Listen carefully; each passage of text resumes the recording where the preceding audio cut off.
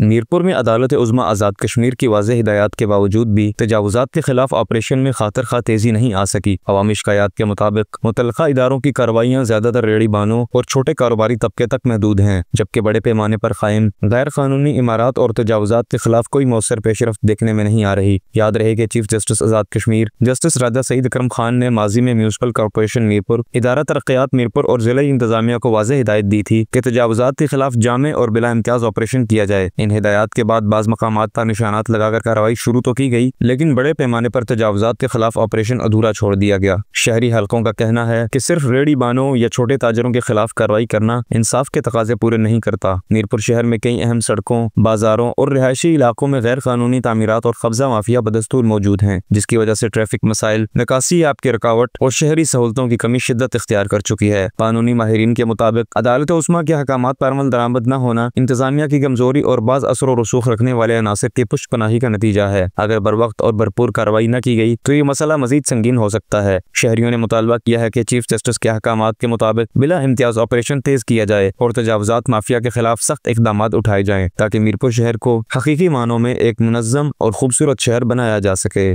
Siraj Ali रचियाल, JK news, Mirpur, Azad Kashmir.